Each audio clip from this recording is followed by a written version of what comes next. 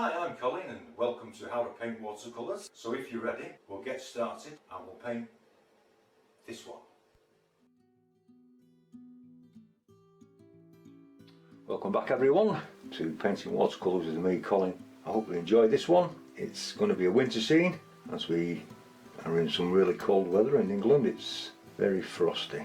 I've stretched the paper, which just means I wetted it both sides, and I put some masking fluid around the area that I want to keep clean, which is the mountain. And sometimes I just don't want the colour to run into these hills, so I'm making sure a little part of that is dry. I'll give you a quick run round of the colours. We have phthalo blue or turquoise blue. Use any blue that you wish to. Magenta, Payne's grey blue shade. If you haven't got Payne's grey blue shade, just Payne's grey. Burnt umber and a little bit of neutral tint. And I just want to drop this in here. And let's get a bigger brush. I'm just going to get plenty of water on this. Remember, there's water on the paper already, so this will fade quite significantly. It's just to get rid of this white area on the sky. Actually, don't mess around with this, to be honest. I want to bring some of that and some of the Payne's grey blue shade because I want to deepen it, and some neutral tint. Now, because you've got plenty of water on the paper already, you really could do with strengthening up your colours so that when it does fade, you've compensated for it. And you'll get this with experience. Sometimes you want a lighter sky, sometimes you don't. Turquoise blue or phthalo blue, drop it back in there again. Some of the magenta in here.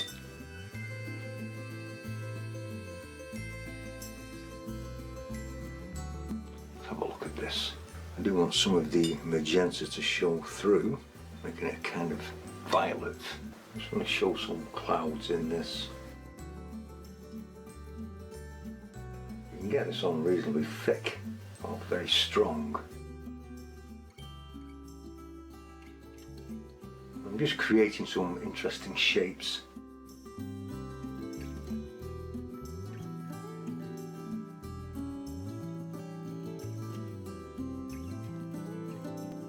What I might want to do is just take a little water off the page, start to work in some straightforward magenta, making it weak, purpley, getting some nice colour in the sky.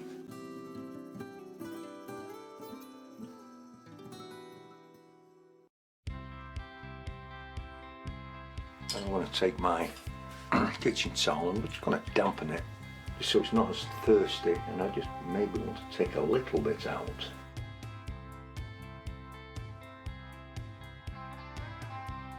I want to drop some water in, and I'm going to just drop it in.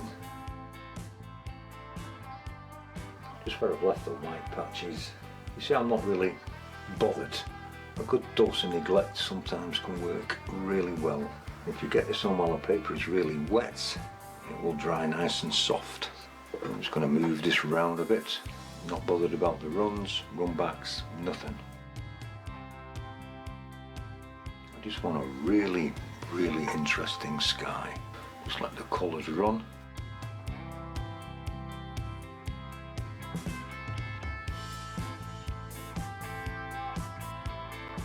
Even drop some more water in.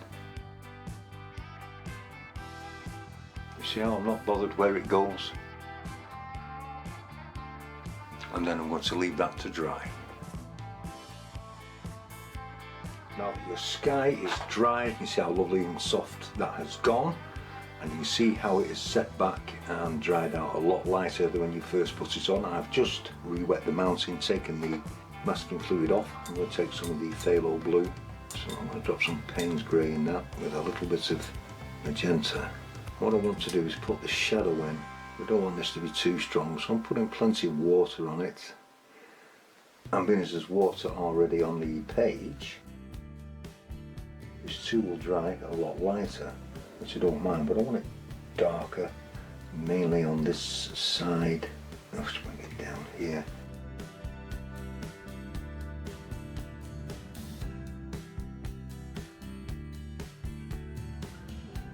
I want it really pale on this side. Always leaving some light and dark patches in for the interest on this. take a little bit out there. And I do want to add some shadow into this, down to this line here. I'm going to do each one separate so I know what I do and don't want to run together. If you enjoy these videos, please feel free to leave a comment. I believe it does help with YouTube's algorithm, and I'll leave some suggested videos at the end of this for other videos I've made for YouTube. Take some of this, just a little bit darker this time because we're a bit closer. I do want some light and I do want some dark in it. You can even take a little paint out, just leaving the dark patches and light patches. I want a shadow in this gully.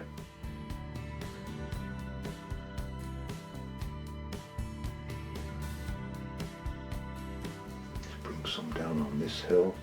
We will be putting some trees on this.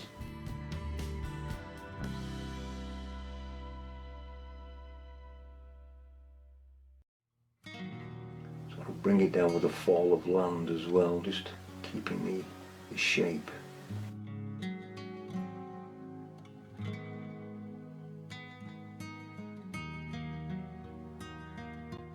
Softening it with a damp brush.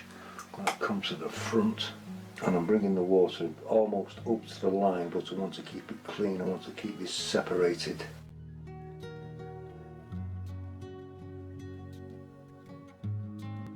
So I reach here, and then I want this to slowly weep its way in.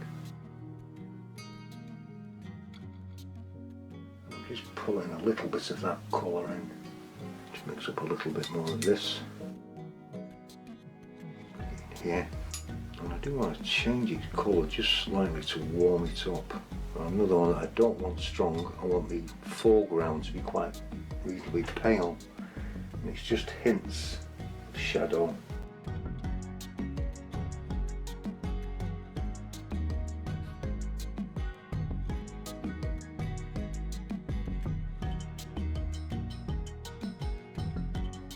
Add water and peel off some edges.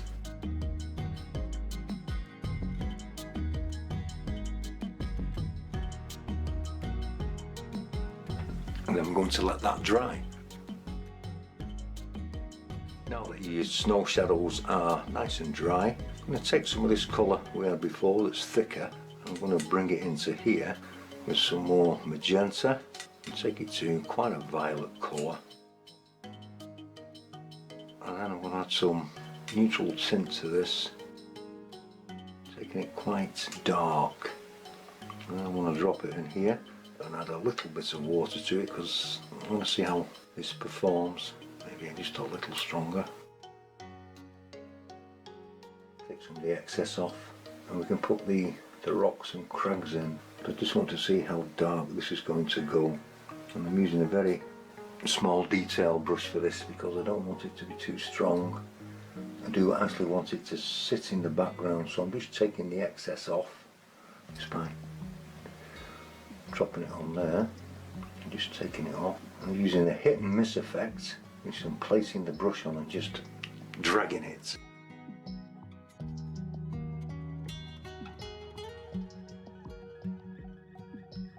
And you can begin to shape your mountain with the direction that your brush is going in. Do you see how that's done?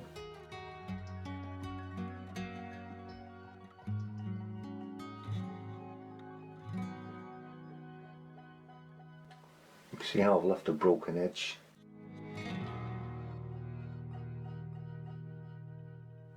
And I want to put a gully in here, so I'm just shaping it. You see how that gully appeared?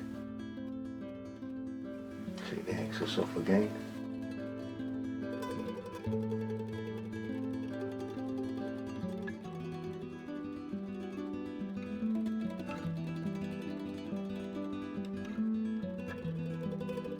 I want a lot of snow showing on this side.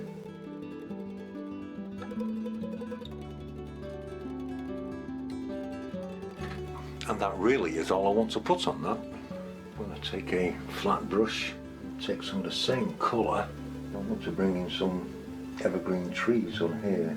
I'm just using the side of the brush and just pressing down. Don't want these to be too big.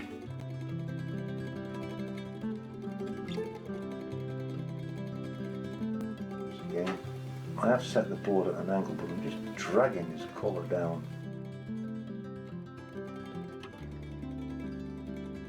And softening that edge.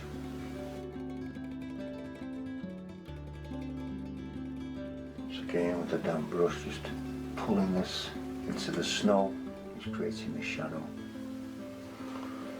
I'm going to make these taller here because they're slightly closer.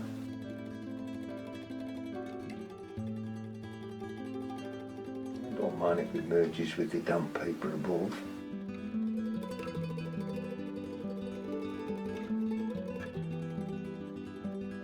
Just allow that to fuzz up and come down.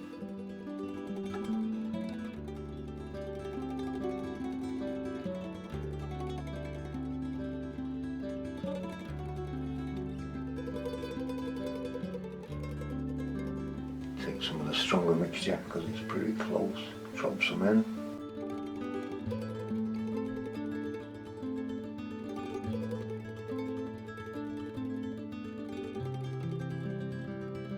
Soften this set of trees out here along the bottom.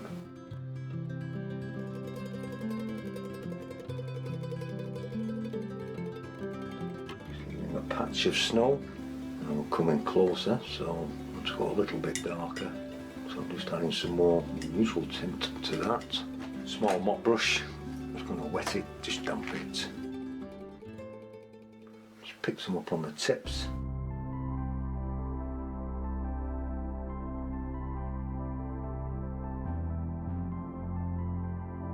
Just creates the impression that there's a massive trees.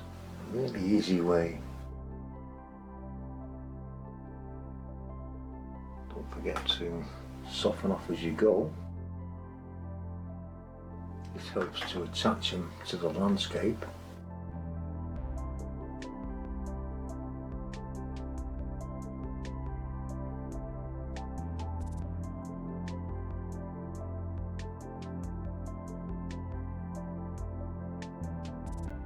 Soften that in. Make sure you've got nice soft edges, and then you're just going to let that dry. Then I'm going to darken this up a little bit more, a little bit thicker. That's the phthalo blue, magenta with some of the neutral tint, and a little touch of burnt umber. Where the magenta more in it, just to bring it to a very, very deep dark purple. I just want to put the tops of these trees in.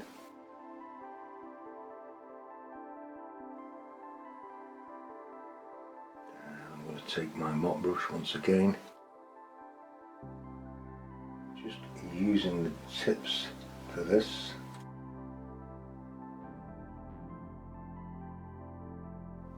Bringing these into the foreground.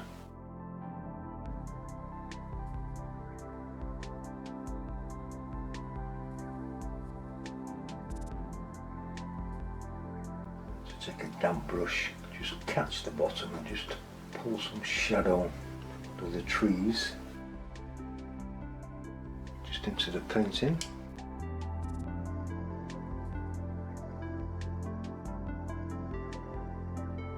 Same on this side.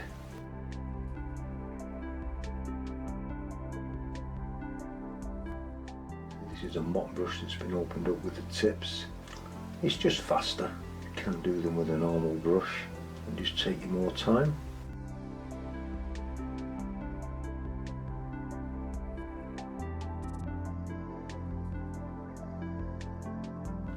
Damp brush, and just catch it under the trees and just pull it into the picture.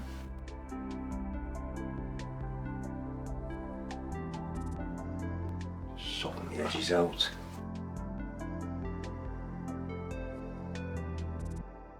Let's put some birds in the sky.